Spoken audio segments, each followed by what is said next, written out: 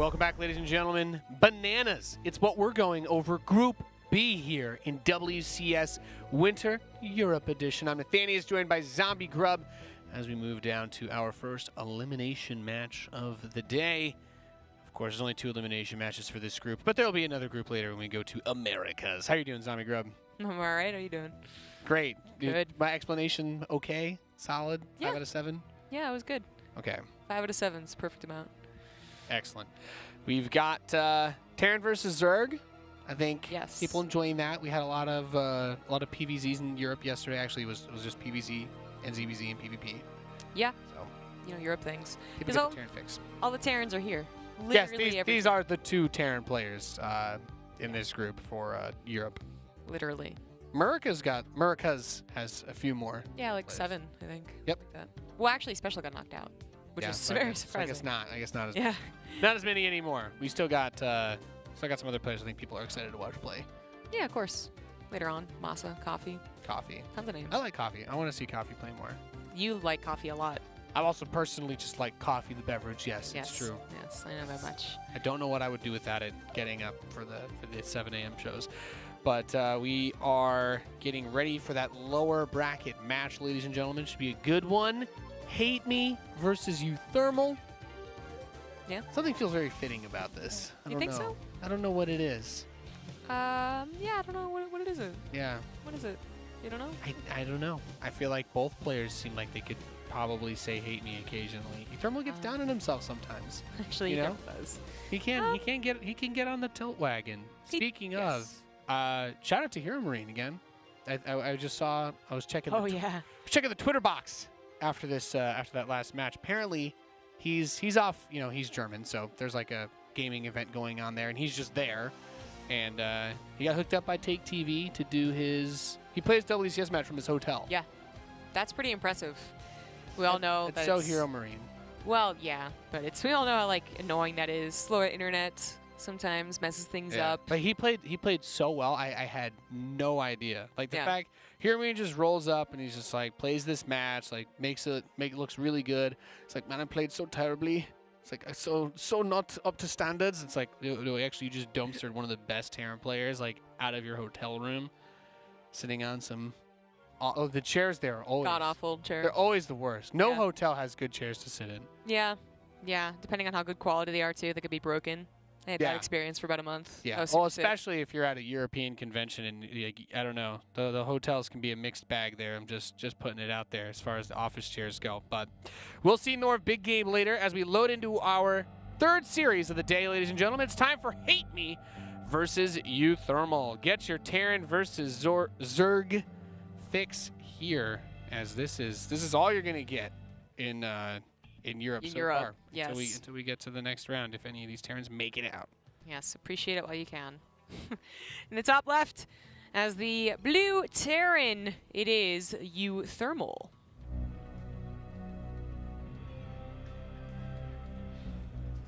Close series, but not able to close it out versus Big Gabe. His opponent in the southeast, our red Zerg player. He is Hateme,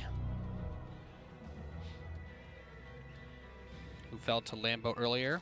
If you could describe that ZvZ series where he lost in one word, what flavor of ice cream would describe how Hateme lost that series? It can be a complex flavor. You can say like Rocky Road or Moose Tracks if you want to. The Europeans might not understand what either of those are, but... Yeah, I'm going to go with Moose Tracks. That's a good one. Okay. Yeah. Are moose native to Europe? I don't even know. No, I'm pretty sure they're native to America. Okay. The Americas. The Americas. Yeah. Yes. Yes, but I don't know why. I guess I was just thinking more along the lines of like roaches leave tracks. That's fair. That is a completely appropriate response. Thank you. It was a interesting question. That's why I bring you on, Nate. Okay. Oh, Europe has elk. They have a fancy word from. Oh yeah. Well, they also have reindeer. Isn't that awesome? No, those are just in the North Pole. That's not Europe or America. What are you talking about, Zombie Grub? Just in the North Pole. Reindeer only hang out at the North Pole. Everyone knows that. God, Zombie Grub, you're so stupid. Sorry, Nate. I'm sorry. Okay. Anyways, so Hateme has not won against uThermal in like 3 years or something like that. Not that they played very often, so it's not like this is like a 50-2, result or something like that. But when they do play, uThermal does often take the win. This is already interesting. Yep, we got weird stuff happening. This lair is crazy fast, which tells me that Hateme. What do you even do with a lair this fast? I feel like you don't have enough units to Nidus. You could Nidus, but you don't have. You won't have enough units to.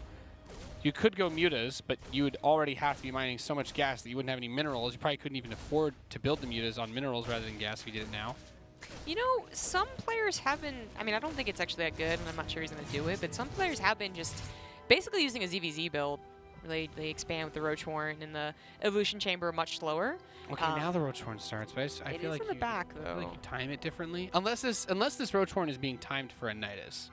This could just be like fastest Nidus possible. Yeah. Which sounds like the name of a terrible StarCraft arcade map. How fast can you build a Nidus? And then nobody has any units, but they all Nidus each other at the same time. Oh, there it is. He was, I mean, obviously he was trying to hide, his strategies, but not going to hide this. This was not a great map to actually stop the Reaper from coming up if it realized something is off, which it did.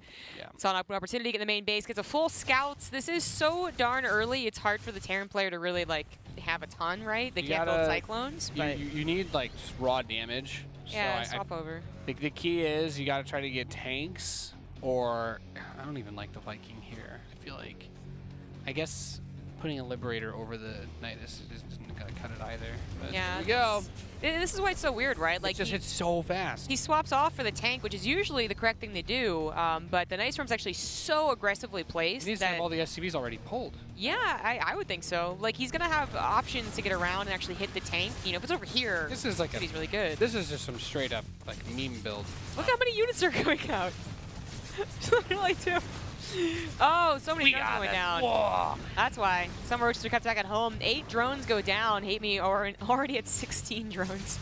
That's not very impressive. There's certainly time that uThermal can buy. He can lose so many SCVs. Yeah, that's true. That's a really good point. He's got double the worker count. He's going to dump on top of the siege tank. Some transfuse go. Tank is dead. Now it's just Queens and Roaches versus SCVs with a couple of Marines mixed in there. Well, my prediction about the tank being sniped was true, which is disappointing for uThermal. I thought he was going to maybe mass repair, or actually not even siege it. I thought he wasn't going to siege it. The key to beating Terran is to just camp the production, right? Once you're on top of production like this, uThermal could have infinite money. They could just remove the cost of units from the game, but everything just instantly dies. So there's not a whole lot to do. This tank is just playing the sickest game of micro challenge or something. Yeah. And it's going to be able to siege up, gets rid of one roach, gets rid of another one, and another one. And then these roaches are going to finally get up on top of it, killing killing almost all of his own SCVs that were wrapped around that roach too. A Queen derped. SCV has also been taken out in the natural. uThermal is still above in worker count, which is this absurd thing, but he has no army, he has no production. I think he eventually does lose. And you know what? I'm going to make the boldest prediction right here, right now. If uThermal gets sent to the losers round match and then loses the first game to a silly cheese, I can almost guarantee uThermal's this was so absurdly stupid. This was so fast. I scouted it. I'm not supposed to lose to this. I think he's going to be tilted off to lose the second game, too. It seemed like he really underestimated this. Because he did scout it, but he was like, well, I'm just going to get my add-ons, but... even though the Nidus has the armor while it's tunneling, the fact that you can get your SCVs to start attacking it when there's that few units, I think it's best to just get the wraparound and let the 12 SCVs instantly do the full damage when the Nidus finishes burrowing, so that you give yourself an opportunity. Force the transfuse to get used on the Nidus instead of the roaches, because you have so few units. There's so many things, really, that can be commented on. The tank option was not bad. It just had to be better protected. The Nidus from so aggressively placed. I guess for uThermal, what probably ended up happening was he thought there would just be so few units that he could get out of a Nidus that fast. And he's like, no, I don't need to pull SCVs. I should be able to just get my tank out, be okay. And then it's oh, wait, 7 roaches actually can get through. And then everything just went to hell in a handbasket. That's a terrible thing to lose to. It's something that really is that puts you on life tilt. That's like the cannon rush into Proxy Tempest. You're like, I know this is coming. This is kind of weird. I'm like, I can do whatever I want, but I'm gonna die anyway because I just mismanaged it. Well, yeah, it's like beating the cannon rush and still losing the Tempests afterwards. You're like, what? But but like that's supposed to be an easy win. I Like, scouted it. I got in. I saw everything. I knew what was going to happen. That's nope. very tilting. And to flip the script a little bit, like, you're going to hate me. Very nice move from Hateme. He has now gotten this mental edge over a player who has historically had some doubts about himself, as you brought up in the beginning. Sick strat. Interestingly enough, we had very few, if any, upsets in the round of 32 for WCS Winter, but we've already had one big upset in Cham getting out over Special yesterday. Spoiler alert. And if Hateme eliminates uThermal, I think that's another upset. It doesn't guarantee that the group is completely crazy, because I totally see Hero Marine and Lambo getting out still, but Hateme being the person to eliminate uThermal will probably be, you know, I think a lot of people would expect that uThermal gets eliminated by Lambo or Hero Marine in a decider match. Not exactly. Or you know, not that uThermal would lose, but if he was going to, it would be in a decider match. Yes. Because I also see him getting out of this group. We basically, sure. we saw everyone besides Hateme as being too solid, even though uThermal has sometimes had his downs and his spikes as well up. But this has kind of completely flipped our expectation. Got a lot of people buying options for Hateme right now. They're people ready to go in deep on this young StarCraft player as he proves himself a worthy competitor here at the World Championship Series. That's what it's all about, man. You get into this group, and he was probably pretty intimidated by it, even though I'm sure he's faced these people on ladder. Oh, he's the underdog. I mean, the average StarCraft, like, hardcore fan who follows the tournaments looks at this group, they're like, all right, Big Gabe, depending on his mood, could get out, could not. Same for uThermal. Hateme loses 100%, and Lambo probably gets out in first. Right. But, well, the script has been flipped, and we're loaded into Game 2 in the northwest position of Kings Cove. We have the blue Terran player. Give it up for the Dutchman. He is uThermal.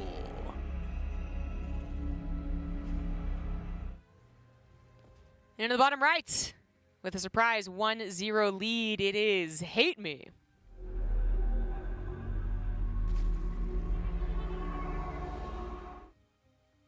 Already knocking out some of the fan favorites. He knocked out Sort of, Mechanics Monster. He's knocked out Xanster, the lovable little goof. Now he's on the road to knock out uThermal, one of the strongest Terran representatives of Europe.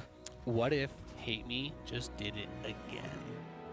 And uThermal was on such life tilt that he lost anyway. I think we could get the legendary XD out of him.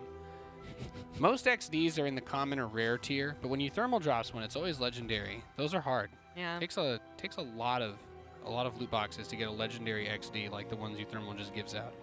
See, if that's a legendary, then what is Ryung's Imba? I mean, that's like heirloom tier. It only happened once in the history of Earth, and to these days, it's still brought up, I think, in the same scientific discourse education classes where they dissect Rick and Morty.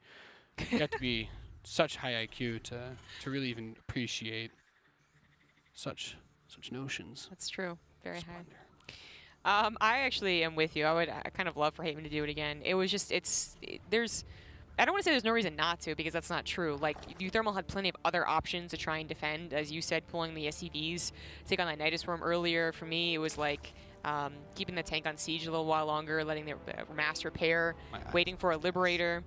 But it's one of those things. He's getting Zergling speed. So yeah. good. Yeah. My heart's broken. Cancel Zergling speed. Cancel the Queen.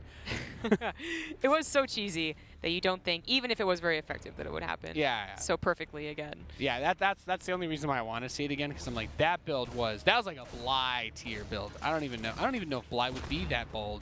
It's like, I'm going to do nothing. It's literally just a Nidus Rush, like as fast as possible.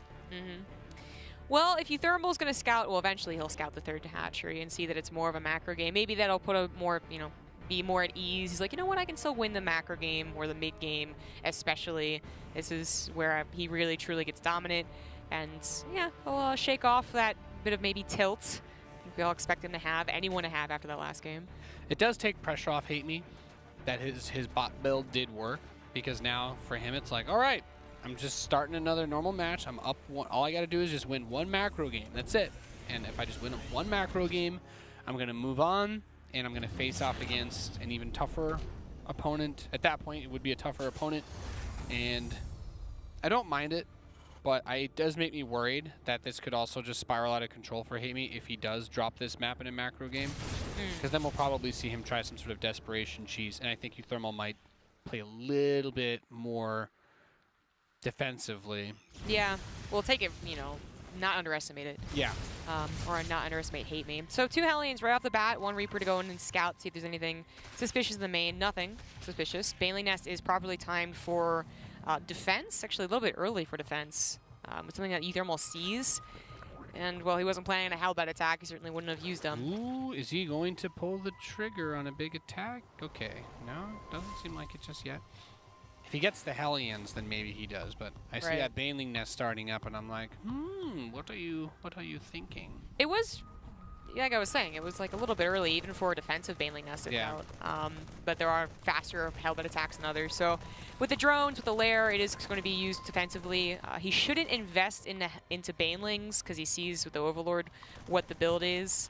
It's always possible you miss an armory, I guess, in the natural, but you don't want to invest in Banelings, you don't have to. Just the Lings to make sure the Hellions don't run by and then get your creep spread going. Yep. So the Hellions are going to come up towards the 3rd base now. There are a couple of drones here.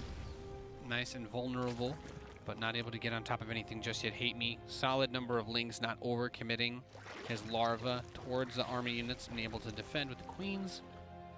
And uThermal's gotten like a couple of these Banshees out, but haven't really seen them do much. First one's going to start poking the 3rd mineral line. I think gets a drone and then hits a Queen, so 2 workers picked off there. And the Spore Crawler is going to give plenty of detection range for these Queens to get battle done. 3rd Command Center coming in, double engineering bay. uThermal is going to follow this build up with some bio. Yep, good old bio. Even though a lot of Terrans have been experimenting with the mech, and especially the battle mech. I feel like it hasn't done well in WCS. Mech has kind of fallen on its face in a lot of these TVZs that we've seen. I think anyone who watched the my cast of the qualifiers know that I am not a fan of Cyclone Mech. Not because I don't think it's a cool idea. I saw it fail more times than it ever won. And Mech in general too.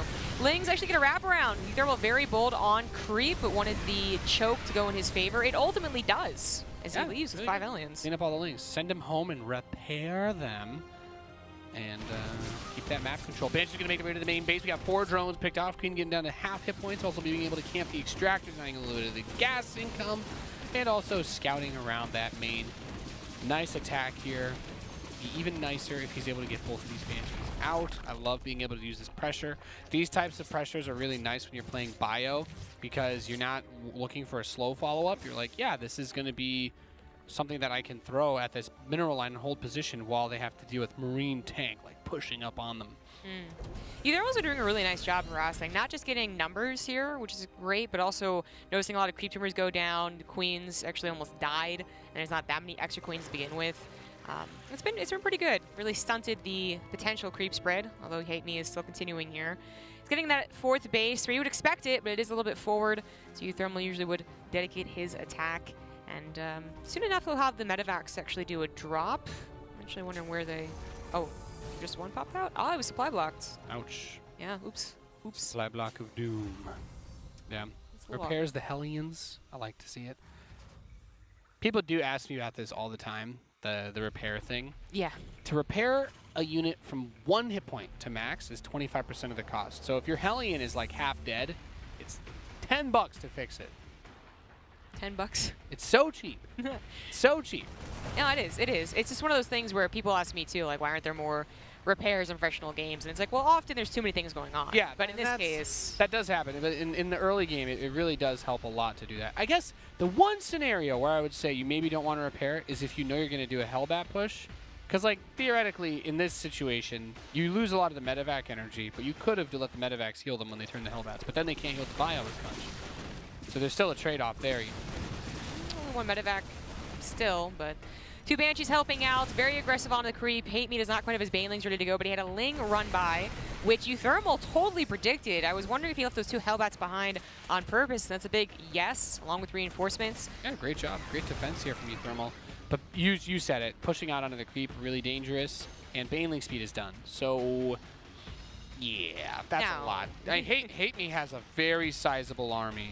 Yeah, but when the push cleared up all that creep, he didn't. He was waiting on the Baneling. So now it's time for uThermal to be quite scared of pushing on a creep He scans just the creep, actually. I don't think he's seen the might of the army or the positioning of the army either. Oh my god, he's going to sandwich him. Remember that one medevac zombie grub that's going to come back to bite him? The Banelings rolling in, even off creep. Siege tanks trying a bit their best. The Marines are still alive, can load up one medevac, but a few of the soldiers are left behind, and the Hydra's able to clean up anything else that would have been there. Hive is almost done too, so great tech progression by Hateme. I will say that here, uThermal's going to have the 2-2 for a decent bit ahead of Hateme, but really it's all about the Banelings, and those guys don't care about the upgrades as much. Force to Sea's almost already done on location, something that Hateme checks out. Yeah, this is actually really nice, being able to get that fourth, especially on location. Not enough Terran players do it. You're always worried about getting denied. You're like, well, I can float it, but then you get distracted, things don't work out. It's so much easier. It's like you have to play Terran to realize just how much nicer it is, I think, to get that on location. Yeah. But returning to a planetary, of course, going to be a nice defensive setup if he needs it. Oh, this is cute. Banshees? Just kill a couple Hydras. Yeah, definitely. There's no Overseer here. I would have liked to see him just... Could have probably killed 2 or 3, maybe even 4 Hydralisks right there. Does he even notice? I mean, I guess, yeah, he's going to respond. He's not building an Overseer. Oh, well, that's unfortunate. Oh, there they are. They're just coming along slowly. Never got that Overlord speed. Upgrades. Overlord speed, man. Oh yeah, I was going to mention that the Hydralisk upgrade was lacking there, but he does remember it. It's almost done already. Adrenal Glands. Not any decision about Ultra Scaven versus Spire yet, but it is more about those Vipers to help take out the tanks, of which there are really not that many. The second factory was super late. In fact, it comes down 2 at a time, actually. Yeah, it's a second she's and a going third. straight to 3. But you know, I like those styles a bit. Hydraling Bane can deal a bit better with like Widow Mine styles, but I remember Pult used to do that when they nerfed the mine. It was straight to 3 factories. It was like mass mine all over the place. yeah. The tank reinforcements are more important for the Baneling counterattacks, so you need to be able to stop that. Because we saw that ended up killing Special yesterday as well. Oh yeah, that was sad to see. But like the amount of tanks he has for this 2-2 push really isn't super impressive. It's 4, and they are on creep right now against Vipers. Viper flanking. There's the Blinding Cloud on one set and the second set of the tanks. Banelings and Hydras are just going to A-move through this. Oh, this is an easy cleanup. Now, uThermal is going to be forced back, but he has a lot of reinforcements, in fact, coming here to try and take advantage of the Banelings being off the creep, but they don't actually micro away, so the Hydra is still in large enough numbers. Too. Those Marines are very low on hit points, trying to kite back. Medevacs have a decent bit of energy. Those factories are at the 4th, by the way, Zombie Grub. Are they? I don't know how I actually kind of like it, because it's like their fastest possible reinforcement, but if you lose this position, then you're, I guess you probably think you'd lose the game anyway if you lost your 4th base in this situation. Yeah, that is a good point. It looks like uThermal didn't realize the Vipers would be out that soon. That's why they were still clumped up like that. So that was just a mistake on uThermal's part. Not exactly game-breaking, but not an amazing push. But now the worry is that he saw that there was a Hive. What's stopping Hateme, especially because he defended all of his bases, right? He's on 5 bases now. What's stopping him from just adapting to the mass tanks? You know, the 2 factories being on the forward position, you can see that they're still doing tanks. Yep. And going for Broodlords. Or just continuing with Vipers, actually. I mean, they're strong counters, too. Yeah, I'd like to see the Broodlords there. Also, despite everything, Terran usually manages to have another window where they're at 3-3 for a decent bit ahead of the Zerg. That's not going to happen this game. So upgrades are going to be even the whole time, which is better for Zerg, because Terran expects to be ahead on upgrades for decent chunks.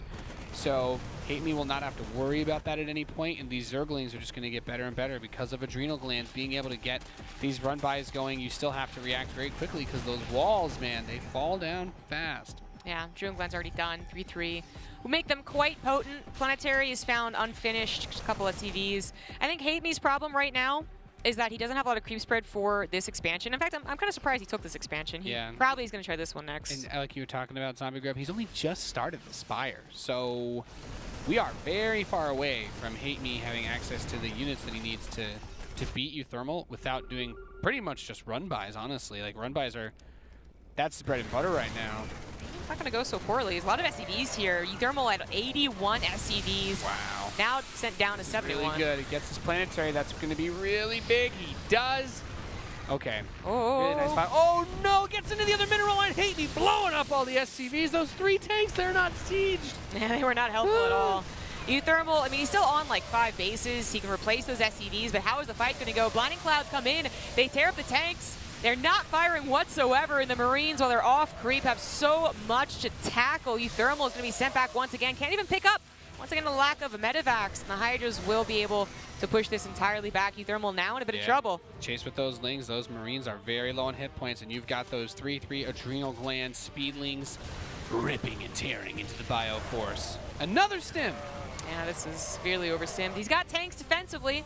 They can hold on for a little while longer, truly, until Hateme has Broodlords do the immediate counterattack. Okay. I was worried about the late Spire, but now he's got the Greater Spire coming in. He's done a phenomenal job of pushing back uThermal's army. The base count, I'm with you on that. Still something, it's a little bit of a concern point. You want to get extra bases up, keep the income going for the Zerg, but otherwise everything is looking aces. And I think the command center even getting blocked by a burrowed Zergling. Always annoying. Burrow finished seconds before that, so really nice timing for Hateme, and really cool to see him invest into Burrow. He's not exactly swimming in cash, but he is at a comfortable position after defending the push and dealing so much economic damage to his opponent. He does take this other base, but it's actually just a double expand, which I certainly don't mind. Yeah, I mean, if he attacks one side, then you commit to defending the other, and life goes on. You get some more resources up. Keep the creep spread moving, very important here. Bring the queens out, get even more creep tumors. And that Terran army is going to move him from the north side. He'll have plenty of advance notice because of how far the creep is up there. I'm quite worried for uThermal. It doesn't feel like he's transitioning into late game TDZ much at all, except for his base count, which is nice. But we don't have extra attack. We still have tanks being his bread and butter, which they're not even really working against the Vipers. This next moment is pretty big because he's going to siege up on this base, going to pick this off. A huge counterattack is being set up for Hateme. But he doesn't have actually the supply open to get into Corruptors, so he's going to have to fight this army without Broodlords at least once in order to get what he needs. And there's a bunch of Banes coming in. I feel like it's big on the Vipers. He's going to push in without preemptively Blinding Cloud, and I guess he's feeling comfortable doing this anyway. A lot of the units are going to get blown up, but Hateme may have enough to overrun him anyway. Oh, there's so many Blinding Clouds. Actually affecting some of the Hydra shots. A counterattack has almost made it to the Terran production, by the way. Really bad. Yeah, uThermal, get the add-ons. He's almost taking care of it, and that was such a, the trade was actually not bad in terms of army supply on the front lines, but he's Hateme the next Zerg Bonjour. He's lost all his reinforcements, so where he should have maybe a 60 army supply to hold on, he's now only at 40. They're not in position, and Hateme is trying to take advantage of it. He could just target the orbital maybe. As his overseers see the army still preoccupied. He's getting the Corruptors out now, and this is where Terran hits dire straits. He's like, I'm just need a few more tanks to stop the Banelings. And the 9 Broodlords roll up dude. Yeah. He really should stop producing tanks, I think. When you get to the super late game, or you feel like it is going to super late game, did the Baneling nest die? I guess it did. Then, you have to, transition into versus Broodlords usually, and while tanks can help defend your bases, so I'm always in favor of having 4 tanks. Yesterday we saw Special, despite losing out in the group, have some really excellent transition into late game versus Zerg. God, look at those burrowed Banelings. Oh goodness, I'm like, wow, if you tried to fight the Hydras there, then would have lost everything. Good pullback, but I like having burrowed Banes on the map no matter what. But 9 Broodlords. What are you going to do about it? Yeah, uThermal can't, if there was a lack of creep spread, a substantial amount, then maybe he can take a good trade with the Banelings and stim underneath them, because the Banelings, again, was killed, right? So there was an opportunity, but uThermal is still maxing out, and that is still not reliable to just think that your Marines can get underneath the Broodlords. Does get a free pickoff on that expansion, so that's nice for uThermal, but these medevacs take a bit of damage, pushed back. And I think you just got to make sure that whenever the Broodlords reach the opponent's base, you've got enough to cover them. And they're going to be we'll call them the GG Lords this game, Zombie Grub, because that's what they are. These Broodlords are going to show up, and it's going to be yep, time for you to leave the game. There's the scan. He's going to see that. He's like, well, I could start building Ghosts and Vikings, even though the Broodlords are already at my base. A little late to those Ghosts, and you really... And the Link counterattacks are great, too. You need a significant amount of Ghosts. Actually work. The great siege of the Zerg begins. So he's going to lose his production, which again, we're kind of, the lack of factories. Yeah, we talked about the factory, so being up front, it's going to hurt. Yeah, I guess the other option was that maybe they could have helped build doors, but tanks isn't really what's going to help him here. Nope. And even now with the siege on the planetary begins. Let's not forget Vipers are still in this. They're still a factor. So with a couple of Hydras in the back, he can abduct Vikings if he needs to. All right, he doesn't have any Corruptors, so he is depending on Hydras or, well, just actually the Hydras, yeah. Parasitic Bombs, I suppose. Oh, okay, 4 Corruptors do show up. There we go. He has a little bit of something there. Banelings break through the planetary. So that's it. No more mining, really, for uThermal. He's just got an almost mined out 3rd. and he's going to go for the base trade to try to do some sick counterattack.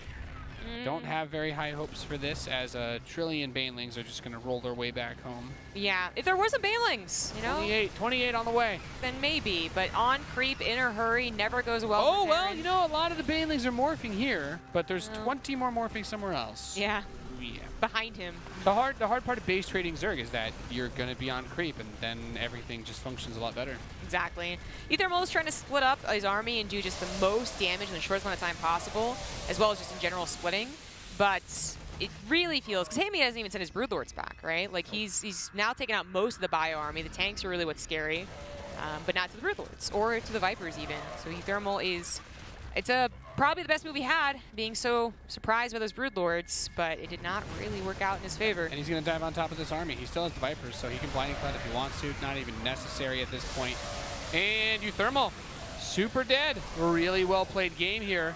Really well played series from Hateme with the tilt build, knowing you're playing against uThermal, and then playing just a great macro game in game 2. And I think the macro game surprised me how well he did it. I understand the mindset, the thought behind it, and awesome upset by Hateme here in today's group. Yeah, I think as far as a best of goes, he played that really, really well. I think we could see in some of the decisions, as well as some macro mistakes from uThermal, you know, lacking those medevacs, which usually is, as soon as he loses a fight, he just picks them all up and does his drops. That's what we know him for.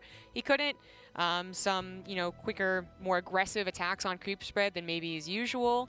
And then, yeah, I was mostly shocked by how little he transitioned out of that tank style. It felt like it was supposed to happen so much earlier than it did. He had the Ghost Academy. He tried to get a few at the end, but I feel like he just felt very overwhelmed by what he was up against with the multiple failed attacks.